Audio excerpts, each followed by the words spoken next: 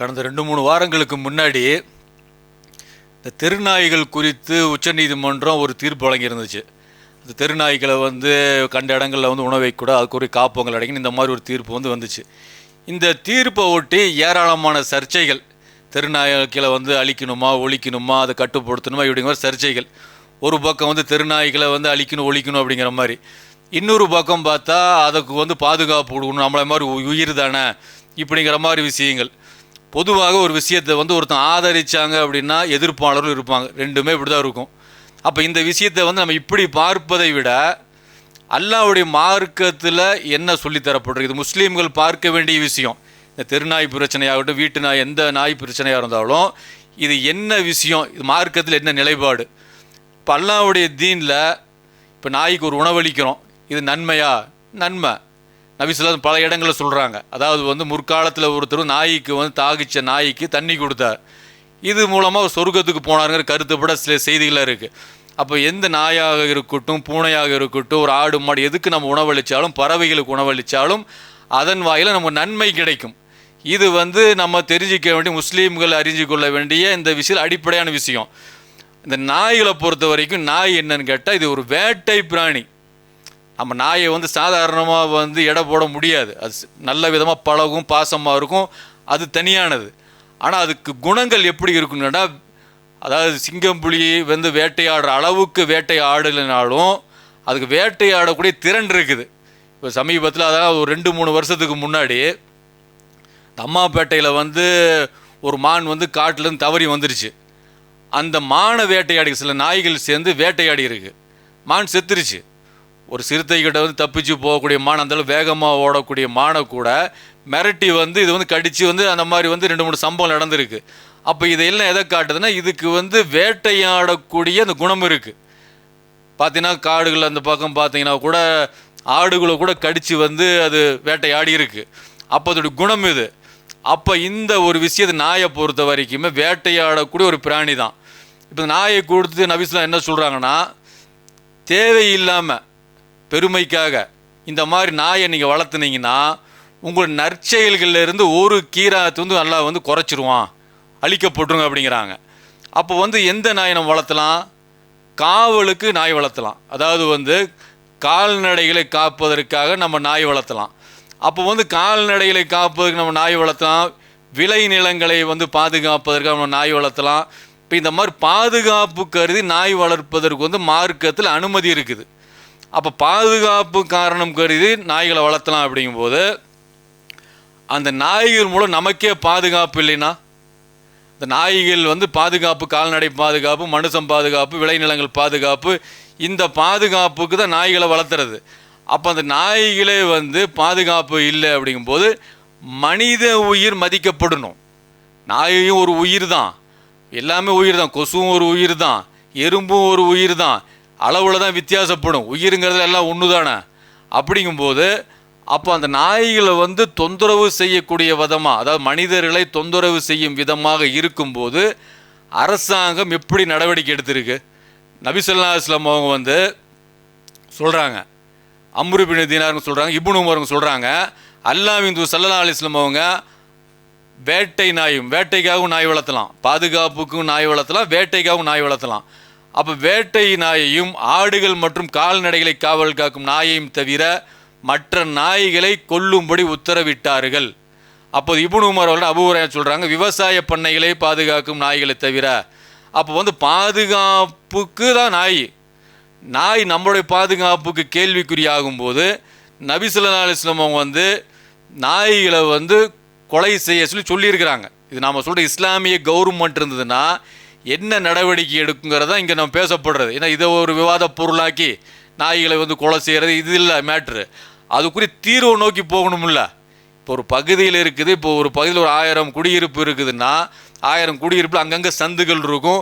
அப்போ அந்த சந்துகள் ஒரு 10 சந்து 20 சந்து வந்துச்சுன்னா ஒரு சந்துக்கு 10 நாயின்னு போட்டால் ஒரு ஏரியாவுக்குள்ள ஏறக்குறைய 50 நாய் 60 நாய் இருக்குது. அதில் எல்லா நாயுமே மோசமான நாய்கள் கிடையாது. அதில் ஒரு சில நாய்கள் இரவு நேரங்களில் வரும்போது பாதிப்பை ஏற்படுத்தக்கூடிய நாய்கள் இருக்க தான் செய்யுது, இது மறுக்க முடியாது. இது பணக்காரர்கள் அவங்க காரில் போகிறாங்க, அவங்களுக்கு அந்த விஷயத்தை அந்த பயம் ஒருத்தது அவங்களுக்கு இல்லை. அதனால் அவங்களுக்கு அதை உணர முடியாது. அந்த இரவு நேரங்கள் வேலையை முடிச்சுட்டு வரும்போது ஒரு 11 மணியோ 12 மணியோ வரும்போது அந்த ஏரியாவில் பழக்கப்பட்ட நாயாக இருந்தால் கூட அதோடைய சிந்தனைகள் எப்படி இருக்குன்னு நமக்கு தெரியாது. அதோட சிந்தனைகளை தூங்கிட்டு இருக்கும்போது எந்திரிச்சுதுன்னா அது குறைச்சிட்டு துரத்த வரும்போது என்ன ஆகும், சைக்கிளில் வரக்கூடியவங்க 2 வீலரில் வர விழுந்தாங்க அப்படின்னு சொல்லி சொன்னால் இது மிகப்பெரிய அளவுக்கு வந்து பாதிப்பு தான் ஏற்படுத்தும். அப்போ இந்த மாதிரியான விஷயங்கள் அரசாங்கம் என்ன கட்டளையிடுதோ, அரசாங்கத்துடைய கட்டளை என்னவோ அதன்படி நடந்துக்கிட்டோம்னா சில விஷயம் தீர்வாயிரும். இல்லை தெருநாய்கள் ஒன்றும் பண்ணக்கூடாது, அதை ஆதரிக்கூடியவங்க குறைஞ்சபட்சம் தங்கள் வீடுகளில் கொண்டு போய் ஒரு 4 நாயை வச்சு பராமரித்தான்னு அது பிரச்சனை இல்லை. அதையும் செய்ய மாட்டாங்க. தெருநாய்க்கள் இப்படி தொந்தரவு பண்ணதுங்க தெரிஞ்சாலும் அது நாயோட குணமே அப்படி தான் அப்படின்னா மனுஷனுடைய குணம் இப்படி தான் சொல்லி அவங்க ஒரு சில வேலைகள் செய்யும். அதுக்கு மட்டும் எதிர்ப்பு காட்டணும். நாயோடைய குணம் அப்படிங்கிறது குறைப்பதும் கடிப்பதும் அப்படின்னு சொல்லி அதோடைய குணத்தை பேசும்போது மனிதனுடைய குணம் அதை அடிப்பது அதை ஒழிப்பது அப்படின்னு பேசுனா அதை ஏற்றுக்க முடியுமா? அப்போ அதுக்கு ஒரு பதிலை கொடுக்க தானே செய்வோம், அதுக்கு ஒரு தீர்வு சொல்ல தானே செய்வோம். அப்போ அந்த மாதிரியான விஷயங்கள் தான் நம்ம பார்க்கணும். மனிதனுடைய பாதுகாப்புக்கு நாய்ங்கும் போது நாயே மனிதனுடைய அந்த பாதுகாப்புக்கு கேள்விக்குறியாக மாறும்போது அது எப்படிப்பட்ட நடவடிக்கை எடுக்கணுங்கிறது நபிசுல்லாம் காட்டுறாங்க. அந்த நடவடிக்கை எடுக்கும்போது எல்லா நாய்களுமே கொலை செய்யப்படுறதில்ல. அது எங்கே பாதிப்பை ஏற்படுத்துமோ, ஒரு 10 நாய் இருக்குமோ, ஒரு 3 நாய் இருக்குமோ அது அகற்றப்பட வேணும். மித்த நாய்கள் அது பேசாமல் தான் இருக்கும். அப்போ இன்னும் சொல்ல போனால் சில பேர் திருடர்களை பிடிக்கிறதுக்காக தான் தெருநாய்கள் அதெல்லாம் பிடிச்சதே கிடையாது. ஏன்னா திருடங்க அப்படின்னு ஒருத்தன் வரும்போது அவன் ஃபுல் சேஃபாக தான் வருவான். அந்த நாயை பழக்கப்படுத்திய நிலையில் தான் வருவாங்க. ஒரு திருடம் புதுசாக வரப்போகிறதில்ல ஒரு ஏரியாவுக்கு.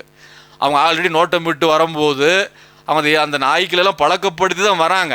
வரும்போது அந்த நாய்கள் பெரும்பாலும் தெருநாய்கள் திருடர்களை பிடிச்ச மாதிரியான விஷயங்கள் 1-2 இருக்கும், பெரும்பாலும் இருக்காது. ஏன்னு கேட்டால் பழக்கப்படுத்திடுவாங்க. அப்போ இந்த மாதிரி வாதங்கள் எல்லாம் தூக்கி போட்டு முஸ்லீம்கள் இது எப்படி நடவடிக்கை எடுக்கணும். அப்போ இந்த மாதிரி மனித பாதுகாப்பு முக்கியமாக நாய்களுடைய பாதுகாப்பா? இப்போ மனுஷன் இரவு நேரங்களில் வந்தாலும் பாதுகாப்பாக வரணும். அப்போ இந்த டைமில் தான் வரணும். நாய் தீர்மானம் பண்ணக்கூடாது. நம்ம வேலைகள் சில நேரங்களில் 11 மணிக்கு முடியும், 12க்கு முடியும் போது அது நம்மளுடைய சூழல் எப்படி, நாய் தீர்மானம் பண்ணக்கூடாது. நாய் நீ 10 மணிக்கு தான் நீ வந்தாகணும், 9 மணிக்குள்ள வந்தாகணும், இல்லைன்னு சொன்னால் உன் மேலே விசாரணை கமிஷன் வைப்பேன் இப்படிங்கிற மாதிரி விஷயத்தை நடைமுறைப்படுத்தி காட்டும் போது அப்போ அந்த பகுதி மக்களில் பாதிப்படைஞ்சவங்க என்ன சொல்கிறாங்களோ அந்த அடிப்படையில் அரசாங்கம் சில நடவடிக்கை எடுக்கும்போது அதுக்கு ஒத்துழைப்பு தரதாக சமுதாயம் ஒரு சீராக போகும். இல்லைன்னு சொல்லி சொன்னால் இது ஆதரவாளர்னு சொல்லி ஒரு குரூப்பும் எதிர்ப்பாளர் சொல்லி ஒரு குரூப்பும் இருக்கும். எதிர்க்க வேண்டிய விஷயம் ஒன்று, நாய் என்ன எதிரியா? அதெல்லாம் ஒன்றும் இல்லை. நாய்க்கு உணவளிப்பதன் மூலம் நன்மை தான். அந்த நன்மையை செஞ்சு நமக்கு அது பாதிப்பு ஏற்படுத்திடக்கூடாது இல்லை, அதில் கவனமாக இருக்கணும் இல்லை. அதனால் இஸ்லாம் சொல்லக்கூடிய அந்த வழிமுறை கடைபிடிச்சா இந்த பிரச்சனைகள்லாம் தீர்ந்துடும்.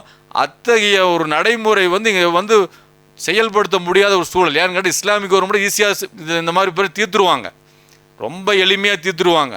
அப்போ இஸ்லாமிக் கவர்மெண்ட் இல்லாத காலகட்டங்களில் இது சூழலை பார்த்து பாதிப்பு ஏற்படுத்தக்கூடிய ஒரு 10 நாய்கள் இருக்குதா, அதை என்ன பண்ணலாம், அதுக்குரிய விஷயம் என்ன, அதை பார்த்து நடவடிக்கை மேற்கொள்ளும் போது ஒரு அந்த பகுதி மக்களே அச்சம் இல்லாமல் வரணும். அதுதான் முக்கியமான விஷயம். ஒரு 11 மணிக்கு வரும்போது பயந்து வர மாதிரி ஒரு சூழல் தான் இன்றைக்கி இருக்குது. நாய்கள் எப்படி மைண்ட் எப்படி இருக்குன்னு தெரியாது.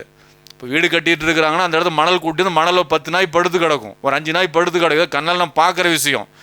அதோட மைண்ட் எப்படின்னு தெரியாது. ஒரு நாய் கொலைக்க ஆரம்பிச்சுது அப்படின்னா அதில் எல்லா நாயும் சேர்ந்து என்ன ஏதுன்னே கேட்காது. அப்போ பாதிப்பு பொதுமக்களுக்கு இருக்குது. அதனால் இந்த மாதிரியான நடவடிக்கை அதை முஸ்லீம்கள் இந்த மாதிரி நம்மளால் யாரும் பாதிப்படையக்கூடாது.